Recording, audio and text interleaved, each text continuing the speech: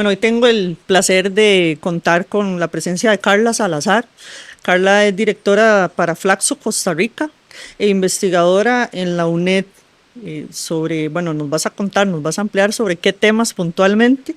Me siento muy honrada de que haya sacado el campito para hablar de un tema que es tan importante. Yo sé que yo siempre digo esto para todos los que nos van a ver y nos van a escuchar, pero trato de definitivamente desarrollar temas con mucha sensibilidad.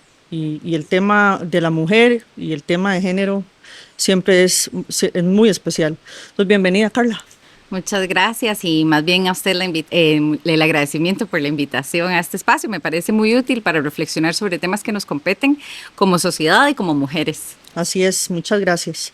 Sobre la investigación, Carla, puntualmente, sé que hiciste un gran trabajo y una investigación sobre la vinculación de las mujeres con la actividad delictiva, pero con un énfasis particular en la actividad delictiva relacionada con el tráfico nacional, puntualmente, y si no ahí me corregís, tiene que ver con el mal llamado, que yo también siempre digo que es un mal llamado microtráfico, que no es tan micro, pero de un tema del que se habla muy poco, la relación de las mujeres con el tráfico de las drogas. Esa es la investigación, cuéntanos sobre eso. Sí, bueno, esta investigación que le hicimos en el marco de la UNED y este año ha sido precisamente para tratar de entender un poco cómo se da la vinculación de las mujeres a actividades delictivas vinculadas específicamente con tráfico de drogas a nivel local. Y a otras actividades conexas, ¿verdad? Entonces, la idea precisamente es adentrarnos. ¿Por qué? Porque este es un fenómeno que generalmente se mira desde la perspectiva más masculina y como tenemos un fenómeno que mayoritariamente está compuesto por hombres, ¿verdad? Si lo vemos a nivel, por ejemplo, de prisiones, la mayoría de las personas privadas de libertad la mayoría de personas privadas de libertad en general son hombres. Entonces, el tema de la mujer que delinque no es algo que sea tan usual de estudiar, ¿verdad? Entonces hay avances importantes, no solo en Costa Rica, sino a nivel de América Latina, pero todavía nos falta profundizar un poquito sobre cuáles son las particularidades que implica el género cuando hablamos del delito, ¿verdad? Entonces este estudio pretendía acercarse a las mujeres y partir de la historia de ellas para entender cómo se fue dando esta vinculación a las distintas actividades delictivas, de qué forma participaban y qué diferencias podríamos encontrar cuando lo comparamos con hombres. ¿Y cuáles son esas particularidades? Porque también yo sé que hay mucho estigma con respecto a eso, ¿verdad? Y escuchamos yo también digo, porque soy muy pragmática para hablar, Carla, a los pseudoanalistas en los medios de comunicación hablando cada vez más sobre esas vinculaciones de las mujeres en la criminalidad, cómo han ido participando cada vez más y bueno, yo siento que es un atrevimiento si no se tiene la información, si no se ha hecho un estudio, si no se analiza profundamente como hicieron ustedes con la UNED, yendo a entrevistar a las mujeres que están privadas de libertad, pero ¿cuáles son entonces sí esos roles? Sí o sí hay una vulnerabilidad, son de regiones específicas, ¿cuáles son, digamos, los factores más comunes que lograste encontrar a partir de esta investigación? Sí, ahí es importante partir precisamente de esto, de qué mujeres estamos hablando, ¿verdad? Porque igual que en los otros delitos nos encontramos personas vinculadas de distintos estratos sociales, por ejemplo, pero lo que encontramos en las cárceles, ¿verdad? Mujeres privadas de libertad que están cumpliendo alguna sentencia, es que tienen un perfil bastante particular y que además esto nuevamente se replica a nivel de América Latina. Es decir, si nos vamos a revisar cuáles son los perfiles sociodemográficos de las mujeres en las prisiones en América Latina y los comparamos con los de Costa Rica, coinciden en buena medida. Entonces, son mujeres que tienen bajos niveles educativos, mujeres que han tenido una inserción nula al mercado laboral o que si han tenido experiencias de trabajo, generalmente se hacen en condiciones de precariedad. O sea, ahí nos olvidamos de temas de derechos laborales, condiciones mínimas, eso casi nunca ocurre en este grupo de mujeres. Pero también nos encontramos mujeres que son, que han sido madres adolescentes, muchas veces producto de relaciones impropias e incluso de violaciones, y que muchas veces no se reconoce como tal, ¿verdad? Porque han pasado por una trayectoria de múltiples formas de violencia donde han sido víctimas y que dejan de reconocer en alguna medida que han sido o que esas son formas de violencia, ¿verdad? Entonces nos encontramos con mujeres, ¿verdad? Que también tienen bastantes hijos, o sea, tienen hijos o hijas y que además fueron madres jóvenes, muchas veces jefas de hogar. Entonces ese es el perfil que encontramos en general. Claramente habrá sus excepciones, pero ese es el perfil generalizado que nos encontramos en nuestras prisiones. Y entonces partimos de ahí para entender un poco cómo se da esta vinculación a las actividades delictivas y cuáles son los roles que ejercen. Entonces, retomando su pregunta, nosotros vemos que efectivamente ellas están ejerciendo roles muy similares a los que ejercen los hombres. Por ejemplo, el tema de las campanas, como se dice popularmente, o sea, las personas que están ahí vigilando a ver quién se acerca y demás, como para proteger el negocio. Son vendedoras terminales también. Es decir, o sea, son las personas que venden al menudeo también, como llamamos, ¿verdad? O sea, venden en porciones reducidas, digamos, a las personas consumidoras directamente. Y también encontramos lo que se llama administradoras o gerentes de zona o, digamos, lideresas. Es decir, algunas mujeres que han tenido un nivel un poquito más alto en esta cadena o en esta jerarquía de poder, donde ya no solo siguen instrucciones, sino que ellas ya también tienen algún liderazgo, tienen personas trabajando a cargo, se encargan más de distribución y demás. Son las menos. Eso sí, ¿verdad? Hay que entender, digamos, que no quiere decir que ellas no ejerzan ningún liderazgo, pero no van a ser ni en la misma medida que los hombres, ni el tipo de poder que ejercen llega a ser tan alto como el que generalmente ejercen los hombres en estas estructuras. Sí, y ahí quería hacerte, perdón que te interrumpa, porque no se me puede olvidar. Y eso tiene más que ver con el ejercicio del poder y de la violencia que casi que por naturaleza se ejerce por parte de los hombres típicamente en las organizaciones criminales. Las mujeres pueden ocupar roles que son más, lo señalaste, administrativos, como de las mujeres, lo escuchamos, ¿verdad? Son buenas administradoras, entonces se les pueden asignar estos roles, pero no pueden ocupar casi siempre puestos, abro comillas, en organizaciones jerárquicos, porque implica de todos modos muchísima más violencia para llegar hasta esos niveles. Sí, bueno, yo diría que ahí, vamos a ver, efectivamente, ellas pueden tener como llegan a alcanzar, en algunos casos, como decía, más excepcionales, algunos niveles de poder, pero siempre, generalmente son los hombres los que tienen más poder. Yo no diría que es una cosa tan natural, pensaría que más bien es una construcción social, ¿verdad? Asociada a temas de género, cómo se vive la masculinidad y cómo se tiende a asociar la masculinidad con conductas más violentas, claro, comportamientos más violentos, ¿verdad? Uh-huh. Pero efectivamente sí nos encontramos diferencias de género. Entonces, vamos a ver, si vemos efectivamente, decimos, bueno, pero es que hacen lo mismo que los hombres, ¿verdad? Que son campanas, que venden, que pueden administrar, ¿verdad? Entonces uno diría, bueno, vienen a hacer lo mismo. Pero ahí nos encontramos algunas diferencias por razones de género. Esto que usted está mencionando del tema de, bueno, pero es que ya más arriba implicaría más violencia, quizá. Bueno, efectivamente, parte de lo que encontramos es que parece ser que ellas, al ejercer este liderazgo, lo hacen utilizando menos violencia que la que ejercen los hombres en esos mismos puestos. Entonces, eso nos marcaría una diferencia.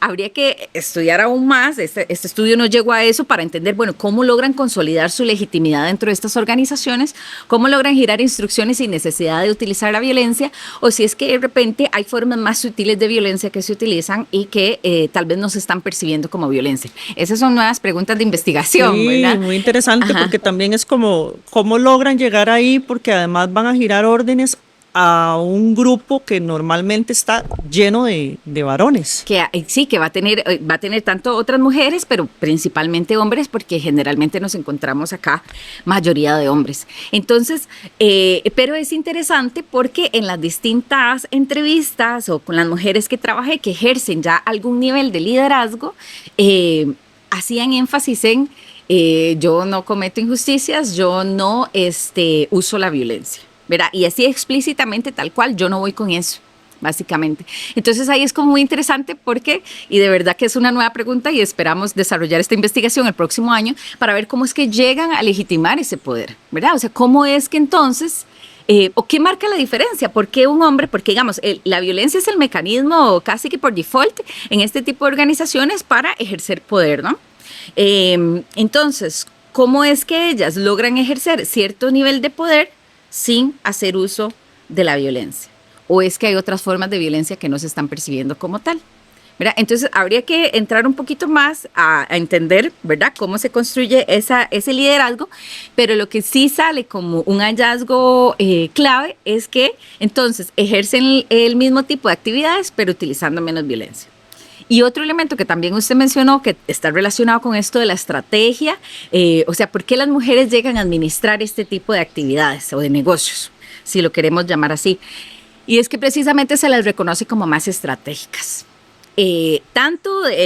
Porque vamos a ver, aparte de las mujeres privadas de libertad, consulté personas vinculadas a instituciones con injerencia en la materia, ¿verdad? Personas que están del Poder Judicial, del Ministerio de Seguridad Pública y demás, que están vinculadas a este tipo de, o que trabajan, digamos, con este tipo de delitos.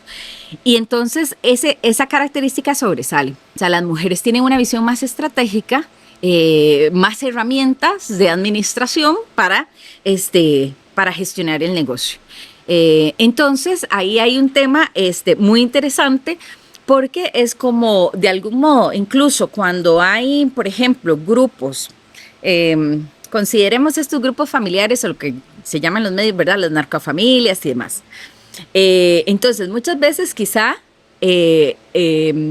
públicamente la figura de liderazgo puede ser un hombre. Muchas veces hay una mujer detrás administrando, tomando las decisiones clave para que el negocio no caiga, ¿verdad? O para que se expanda, o ese tipo de cosas. O también abiertamente, y que fueron varios de los casos con los que trabajé para este estudio, que me decían, no, o sea, yo en algún momento dije, esto no va para ningún lado, deme y yo organizo esto. Y entonces yo sé cómo hacer los cálculos y demás para que esto funcione. Entonces el tema de la estrategia parece ser una de las diferencias que nos marca el género. Y la otra, que es súper importante, es el tema de la invisibilidad. ¿Y qué entendemos por invisibilidad? Y es que socialmente, por una cuestión de estereotipos, no se espera que las mujeres sean violentas ni que estén cometiendo ningún tipo de delito. ¿Por qué? Porque las mujeres, el tema de lo femenino socialmente está muy asociado a cuestiones de cuidado, a cuestiones de sensibilidad, ¿verdad? Y muy lejano, muy distante de cuestiones de violencia o de delito. Porque además eso viene a romper con los roles tradicionales de género, ¿verdad? Entonces, aquí podemos hablarlo más adelante, pero el tema de que una mujer delinca implica no solo una sanción penal, sino también una sanción moral a nivel social, ¿verdad? Pero, entonces, esa perspectiva de que la mujer generalmente no se vincula a estas actividades, da hasta cierta medida una ventaja de esta invisibilidad, entre comillas. ¿Por qué? Porque son menos sospechosas. No es esperable. Y lo ponemos en términos muy simples y pensamos que no van a ser sospechosas. Entonces, hay menos probabilidades de que ellas sean requisadas, de que las agarren en un operativo, de que estén, no sé, en alguna esquina por ahí y que se sospeche que en lugar de estar, no sé, vendiendo alguna cosa legítima, ilícita, mejor dicho, estén vendiendo droga o estén almacenando algún producto en vía pública o ese tipo de cosas. Entonces, como es menos esperable, suelen pasar, entre comillas, más desapercibidas ante el sistema. Entonces, eso también es estratégico en términos del manejo del negocio, ¿verdad? Entonces, estas son algunas de las diferencias que uno diría, bueno, a pesar de que tengan o ejerzan el mismo tipo de actividades, nos encontramos algunas diferencias por género y por eso es importante investigar más a fondo cómo se da el rol de las mujeres en este tipo de actividades. Hay una idea ya como preconcebida con respecto a la mujer que está delinquiendo, ¿verdad? Que ahora más que nunca uno las ve muchísimo más. Hace poco damos cuenta en las noticias particularmente. Mujeres que están cometiendo homicidios dolosos, lo que se categoriza como sicariato. Y también mujeres que están siendo utilizadas como un gancho, precisamente por lo que decías al principio, ¿verdad? Que como nosotras somos, pues las mujeres están más llamadas, todo el tema de los estereotipos, al cuido, todo tiene que ser más suave, más light. De alguna forma también a través de esa cosificación de la belleza y tal, se utiliza mucho para enganchar y con eso cometer delitos.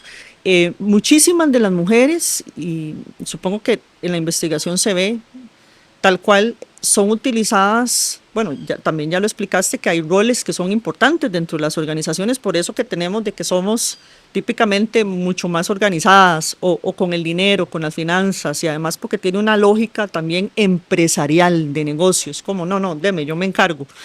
Hace pocos días salía en las noticias como, que es terrible, pero pusieron los audios de un sicario costarricense mandándole información a la mamá, diciéndole a la mamá, mami, esta plata es para que la administres, pero para que la administres bien. Y ella es absolutamente consciente de que se trata del pago por un homicidio.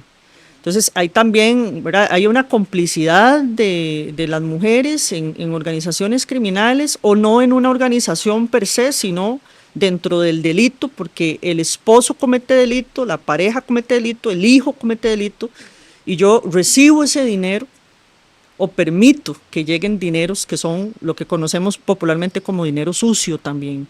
Entonces, ¿qué pasa con esos roles? Porque la mujer está muy victimizada y se lleva bajo amenaza a trabajar, abro comillas, en organizaciones, o también hay un porcentaje amplio de mujeres que participan porque quieren participar plenamente. Sí, esa es una pregunta muy buena.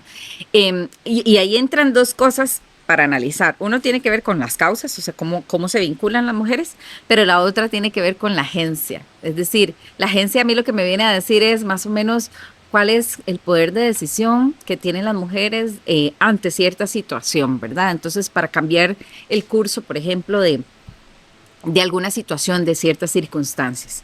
Entonces, si pensamos en cómo llegan, y después vamos a ahondar en este punto de si las usan o si lo eligen, ¿verdad? Pero pensemos primero en el cómo llegan. Recordemos lo que hablamos al inicio, ¿verdad? De cuál es el perfil socioeconómico de esta población. Entonces, una de las principales causas es la escasez económica. O sea, básicamente, en términos muy simples, la necesidad de sobrevivir, en términos de pagar el alquiler de la vivienda, buscar la alimentación para mí, para mi familia, etcétera. Entonces, hay situaciones de carácter socioeconómico que realmente les empujan, y ahí la gente diría, bueno, ¿por qué no se busca otro trabajo? ¿Verdad? Porque no es tan simple, ¿verdad? Y acá yo creo que hay que sobrepasar un poco esta lógica meritocrática de es que todos tenemos las mismas oportunidades y quien quiere puede. No funciona así, ¿verdad? No todas las personas tenemos las mismas oportunidades y no siempre querer es poder. Hay otra cantidad de circunstancias que funcionan como barreras para que las personas vayan avanzando y logren, por ejemplo, insertarse laboralmente. En los casos de estudio, muchas de ellas hablaban de todas las posibilidades que buscaron para trabajar y generar ingresos antes de vincularse a la actividad delictiva. Era su última opción para muchas de ellas. No la veían como una opción incluso. Nunca se lo habían imaginado a veces. Pero de repente, en algunos casos, y aquí remito a una de las entrevistas, donde una de ellas dice, yo tenía 3 días dándole agua con azúcar a mis hijos. Al final acepté, porque ahí no tenía cómo, o sea, ya ella no había agotado como sus opciones y esa era la oferta que estaba disponible. Y ese es un tema muy interesante también de entender cómo es que este tipo de actividades, este tipo de delitos devienen una opción para generar ingresos en estos contextos, ¿verdad? Porque también es eso, o sea, no es solo tengo ciertas necesidades, tengo otros obstáculos para insertarme en el mercado laboral formal, pero o informal incluso, pero el mercado ilícito está como una opción. Entonces, situaciones de escasez socioeconómica es una vía. Y esto no es mutuamente excluyente con las siguientes que voy a mencionar. El tema del cuidado es fundamental y aquí entra otra vez las diferencias por género. ¿En qué sentido? Nuevamente, socialmente se espera que la mujer asuma el cuidado de las personas a su alrededor, llámese hijos, hijas, personas adultas mayores, etcétera. Entonces, esa responsabilidad o esa necesidad de proteger a su familia ante la situación, como le mencionaba anteriormente, de no tener alimentos o ya mañana me van a echar de esta casa si no pago, entonces impulsa de algún modo esto. Y nuevamente hay que entonces pensarlo desde esta otra mirada de, y no es que tampoco me sobren las opciones de trabajo lícito como para irme por... Y aquí no estamos justificando tampoco, y eso debe quedar muy claro, ¿verdad? O sea, no es que yo diga, no, es que se vale, no, pero es que hay que entenderlo más a profundidad. Y no es tan fácil como decir, es que se van por la vía fácil, dinero fácil o ese tipo de cosas, no aplica acá, porque en realidad ellas están valorando, uno, intentaron muchas otras opciones y dos, saben los riesgos que enfrentan. Ninguna, por lo menos en los casos de estudio, estaba feliz por decir, yo esto lo hice porque quise y con orgullo, ¿verdad? No, siempre hay alguna situación que está mediando esas decisiones que suele sentirse que les sobrepasa. Y otra de las vías por las cuales llegan acá tiene que ver con las influencias de otras figuras. Y aquí podemos remitir también a las influencias, por ejemplo, de una pareja o de pares, generalmente. Mujeres que están o han crecido, han vivido en un contexto donde el tema de la venta de drogas o las actividades conexas, ¿verdad? Porque estamos hablando de introducir droga a un centro penal, estamos hablando de transportar drogas, almacenar, ¿verdad? Todas esas actividades están vinculadas. Entonces, cuando ese tipo de actividades son parte de la cotidianidad, nuevamente están ahí como disponibles. Y si yo tengo amigos o amigas que siempre han estado ahí vinculadas a ese tipo de negocios y me dicen, mira, pero aquí resolvés, mira, pero aquí podés, mira, pero aquí ya después te compras la casita con esto, ¿verdad? Entonces, hay alguna influencia, pero también está el tema de, resulta que mi pareja estaba vinculada, quizás al inicio yo no sabía, después me enteré, traté de no entrar en eso, pero terminé involucrada. Entonces, no necesariamente, digamos, está el otro escenario de no solo terminé involucrada, sino, sí, decidí involucrarme o me tocó, ¿verdad? Y ahí es donde tocamos o entramos directamente al tema de la agencia, que es lo que usted me preguntaba antes. Bueno, algunas las ponen y las usan, pero ¿qué pasa con aquellas que eligen o qué pasa con aquellas que toman decisiones ya ahí? Y entonces hay que entender que, como decía, estas son como las vías de entrada, estas tres que mencioné, ¿verdad? Escasez, cuidado, influencia. Pero esto puede estar mediado por el tema de la agencia, ¿verdad? Entonces, si hay una vinculación económica, ya la mencionamos. Ahí la decisión uno la podría cuestionar. Bueno, ¿realmente está decidiendo o es que ya no había ninguna opción? ¿Verdad? ¿En qué medida yo puedo elegir cuando no tengo ninguna otra opción? ¿Verdad? Habría que preguntarse eso. Otro elemento ahí es el del consumo. Mujeres que están en consumo y terminan vendiendo, ¿verdad? O distribuyendo o algo así para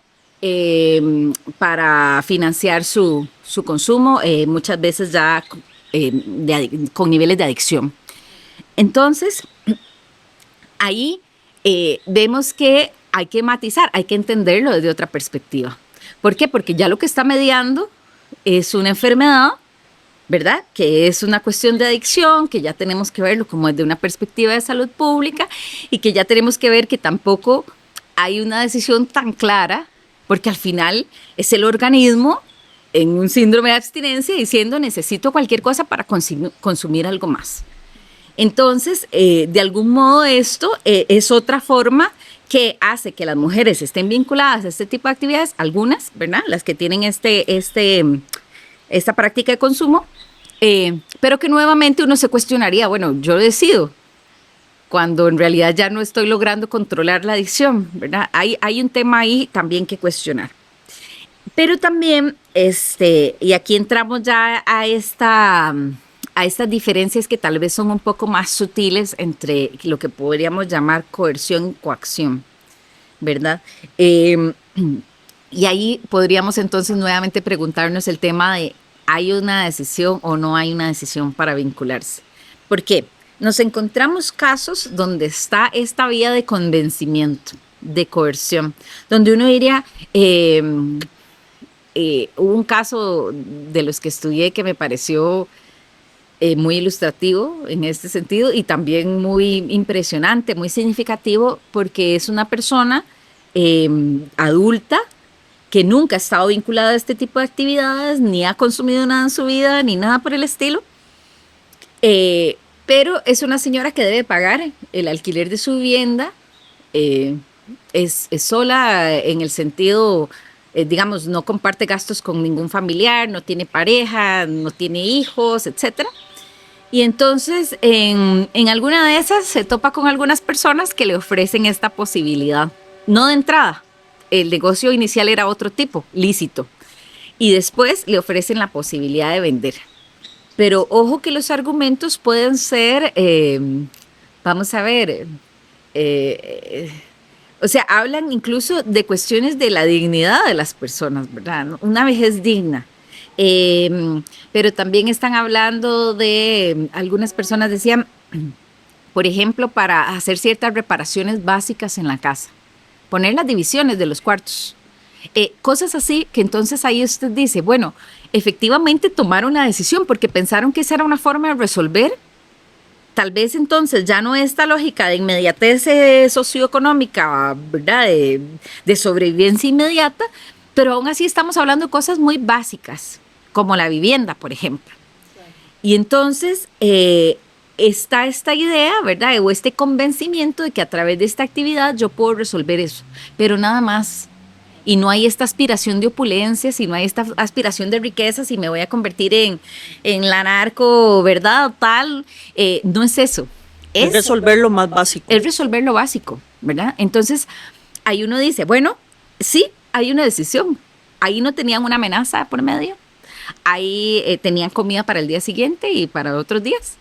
Pero de repente también hay unas cosas que uno diría básicas, de una cuestión de vida digna, y que aún así la culpa les lleva a pensar que es un tema de ambición. Era ambición pensar que yo le podía poner divisiones a la casa. Y por eso estoy aquí, privada de libertad, por ambición. Entonces ahí uno diría, bueno, no necesariamente. Sí, la vía que tomaron les lleva a esta consecuencia, pero de verdad estamos hablando de ambición, pensar en que una casa podría tener las divisiones o pensar en poder tener casa, ¿verdad? Entonces, ese es un tema que ahí es donde uno debe pensar, y nuevamente vuelvo al tema de cuestionar la meritocracia. Sí, tomaron una decisión para resolver algunas cosas, pero tampoco les sobraba múltiples opciones para ver otras vías. Una de ellas decía, bueno, es que uno sabe que honradamente una casita no. O sea, no, como ella diciendo, no tengo las posibilidades de hacerlo honradamente ni tendría. Y está la coacción. Y aquí tenemos una amenaza de por medio. Suele encontrarse, digamos, situaciones donde hay una pareja, por ejemplo, o un hijo, o este tipo, digamos, sí, alguna persona cercana, que de repente tiene algún endeudamiento por este mismo tipo de actividades. Y en algunas ocasiones, los grupos, ¿verdad? Más allá de la pareja en sí, la mujer y el hombre, digamos, llegan otras personas de las mismas estructuras o de los grupos a cobrar. Pero ya no a él que tiene la deuda, sino a ella. ¿Por qué? Porque entonces si no vengo y le valeo la casa. Porque si no vengo y yo ya conozco a sus hijos. Y hay amenazas de vida incluso. Y entonces ellas ahí, aun cuando no querían involucrarse, no les queda de otra. Porque tampoco es que van a tener acceso a un financiamiento para pagar la deuda, ¿verdad? Entonces, y tampoco van a tener ahí el ahorro para financiar, para ¿verdad? Saldar la deuda. Y tampoco pueden salir, perdón, como interrumpir ese ciclo de violencia fácilmente, porque tendrían que ir a hablar con las autoridades para poder cortar, decir, bueno, mi hijo está delinquiendo, o mi hijo vende droga y por lo tanto yo tengo que asumir esta deuda porque me lo van a asesinar. Entonces ahí sí es que es decimos una bola de nieve y un conflicto muy grande, es muy complejo, pero digamos que ahí sí tiene esa estricta relación con todo lo que ya nos han mencionado. Yo he visto casos puntuales que no sé, porque no van a ser necesariamente los que o las que tuviste la oportunidad, con las que tuviste la oportunidad de conversar para este estudio que se hizo, pero sí hay información que a uno le llega sobre mujeres que participan en organizaciones, y ahí yo vuelvo, porque definitivamente chicas, por ejemplo, hace unos días me llegó un caso particular que me planteaba una amiga. Dice, vos que sos criminóloga, que estás en estos temas de seguridad y tal, ojo, mira esto. Una muchacha súper joven que presume incluso todo lo que ha podido comprar porque ella vende droga. Y a mí me llamó poderosamente la atención porque de una forma muy abierta sube historias al WhatsApp y a las redes sociales sobre lo que tiene a partir de, y además, que es gravísimo, sube fotografías de la tusi y las drogas y la cocaína rosada y todo lo que vende. Eso a mí me parece impresionante. Y vas a revisar las características de, digamos, del núcleo, dónde vive, con quiénes se relaciona y tal. Y bueno, ahí no hay coacción, ahí sí hay una elección, ¿verdad? Ella quiere estar en la organización criminal porque tiene acceso a todas esas cosas, ¿verdad? Los vehículos, que sube las fotos de los vehículos que ha comprado, las motocicletas e incluso los productos que vende. Entonces también está obviamente esa otra arista, ¿verdad? Que no podemos obviar, pero sí también a mí me llama la atención, devolviéndome estrictamente al estudio que hicieron en la UNED, a partir de Flaxo y tu trabajo, de que esta población entonces, por lo que recojo y escucho, el grueso ha sido por una cuestión de vulnerabilidad que tiene mucho que ver con lo socioeconómico. Ahí sí, ¿verdad? Que la mayoría de las mujeres que están en este país privadas de libertad es porque tienen todos estos factores criminógenos. No tanto como lo que vemos, esto otro que te decía con este ejemplo, lo que vemos en la calle, sino estas que llegan sí tienen esa vulnerabilidad y por eso están ahí.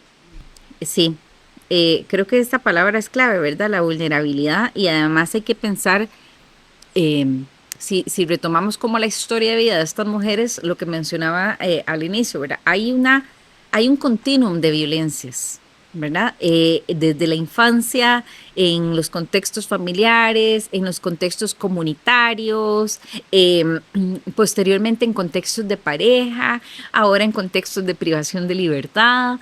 Entonces, ellas muchas veces, y nuevamente nos podemos encontrar excepciones, pero la generalidad es que han sido víctimas, ¿verdad? De muchas formas de violencia. Pero también vienen a ejercer otra forma de violencia, quizá, ¿verdad? En algunas, vamos a ver, algunas ejercen la actividad delictiva, pero otras, digamos, suman acciones violentas, digamos, a ese ejercicio de la actividad delictiva. Habría que pensar un poco el tema, ¿verdad? También de delito, violencia y demás, más conceptualmente hablando.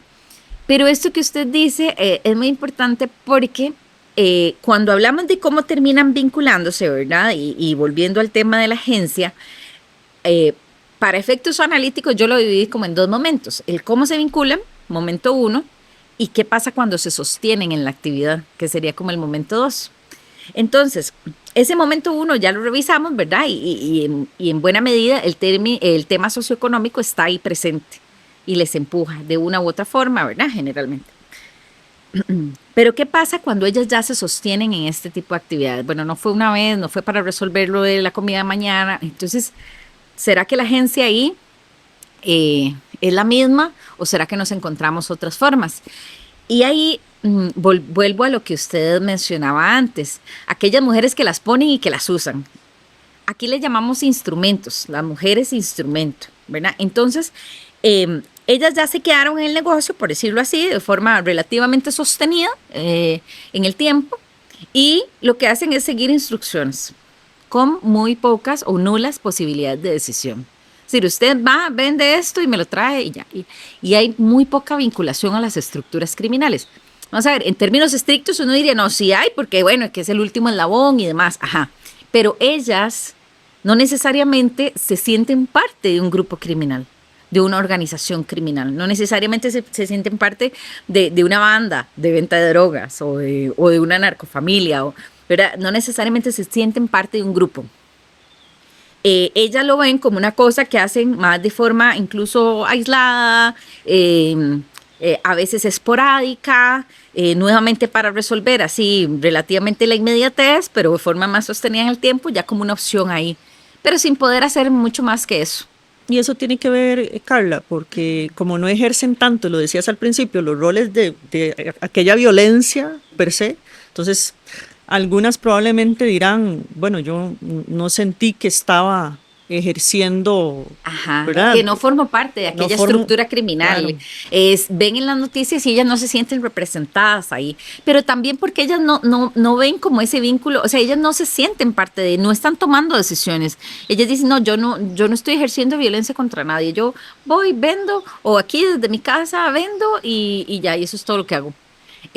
Socialmente reconocen que sí, que bueno, que hay un daño social y demás por el tema de drogas y demás, pero en sí no se ven como parte de las estructuras ni están tomando decisiones.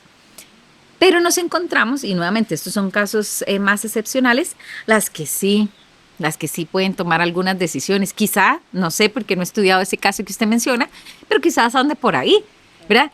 Que es las que ya empiezan a tomar decisiones, las que tienen gente que les trabaja y las que tienen otros planes, por decirlo así, que ya no es solo resolver, ¿verdad?, la inmediatez, sino decir, bueno, en el corto, mediano y largo plazo se puede lograr X y Y a través de este negocio. Y entonces hay ahí otra lógica que es distinta, porque ellas ya están tomando ahí decisiones. sí, y además lo presumen, porque hay varias de ellas que ahora, porque lo vemos, también es diferente el fenómeno criminal, en todo caso en términos muy generales, y las organizaciones y las redes que son transnacionales, que tienen otra vocación, tienen otros principios. Tenemos que cerrar, pero para cerrar, Carla, me gustaría que nos cuentes por qué es importante estudiar a las mujeres en los roles, ¿verdad? En una organización criminal o la mujer delinquiendo, y particularmente que se haga desde una visión de una mujer como vos en la UNED, en Flaxo, obviamente, pero con esta visión de género, porque es importante. Vamos a ver, así como tenemos menos personas privadas de libertad que sean mujeres, tenemos menos estudios y menos trayectoria académica estudiando el tema. Entonces muchas veces sabemos poco y eso se refleja en la forma, digamos, del sistema de justicia, en las dificultades o en los obstáculos para reconocer las particularidades de género cuando trabajamos con mujeres ya a nivel del sistema de justicia e incluso de los programas preventivos. Entonces, el no conocer a profundidad cómo se vinculan las mujeres, cuáles son las características diferenciadoras por el hecho de ser mujeres, nos ha llevado a pensar que tal vez es lo mismo hablar de una mujer o un hombre delinquiendo. Y no es lo mismo. Hoy hemos visto algunas, pero sin duda habrán otras diferencias, ¿verdad?, que se puedan encontrar. Entonces, no se les puede tratar igual. Las mujeres están en un sistema de privación de libertad, cumpliendo sentencias y demás, que además requieren otras atenciones. El tema de las vulnerabilidades, de las múltiples vulnerabilidades que enfrentan. ¿Cómo vamos a trabajar con esas mujeres? No se trata de llegar y encerrarlas y ya. Bueno, hay mujeres en el tema de las maternidades, el tema de los vínculos familiares, el tema de los vínculos a lo interno, el tema de la salud sexual y reproductiva dentro de los centros penales. O sea, se nos abre una gama de temas que requieren particularidades, que requieren ciertas especificidades de atención solo por el hecho de ser mujeres. Y si no las estudiamos desde la vivencia de ellas, ¿verdad? Porque no hacemos mucho si nos imaginamos cómo lo viven. No, hay que acercarnos a ellas y entender cómo lo están viviendo, cómo llegaron ahí, cómo lo están viviendo y qué perspectivas a futuro tienen. Entonces no vamos a lograr acercarnos con precisión a lo que necesitan y a cómo responder desde el Estado, desde las distintas organizaciones y demás a las necesidades. Claro, no, y poder solucionar definitivamente, ¿verdad? Para evitar y además hay que apoyarlas para que se puedan resocializar, habría que hablar también de justicia restaurativa, Exacto. de delincuencia primaria y otro montón de temas más que por tiempo no nos alcanzó, pero yo espero que puedas acompañarnos en otro episodio donde podamos hablar de esto, porque es un tema muy grande. Y obviamente tiene que ser así, con esa visión, ¿verdad?, de una perspectiva de género, Me parece súper interesante lo que están haciendo, lo que estás haciendo con la UNED y con Flaxo, Carla. Muchas gracias. Muchas gracias. Y espero que nos podamos ver prontísimo para poder desarrollarlo. No, muchísimas gracias por abrirle el espacio para discutir sobre estos temas. Así que quedo a disposición. Con mucho gusto. Gracias. Bueno, y a todos ustedes, gracias por acompañarnos una vez más. Sigue el último episodio que va a estar muy interesante. Vamos a hacer un barrido por todo lo que sucedió a lo largo del año en términos de criminalidad transnacional y todo lo que ha estado pasando en el país. Y seguimos. Ya terminamos este año y empezamos el 2025 con mucha energía para poder abordar estos temas que sin duda son muy importantes. Nos vemos. Sigan el canal, compartan la información. Nos vemos en el próximo episodio. Muchas gracias por habernos acompañado en este episodio del podcast TMR Seguridad Hoy. Los invitamos a seguirnos en nuestras redes sociales. Construyamos comunidad en Facebook, Instagram, YouTube y Spotify como TMR Seguridad Hoy. Comparte esta información, ya que difundir la cultura de la seguridad crea mejores sociedades. Este programa fue presentado por Bloom Costa Rica y Supli Servicios.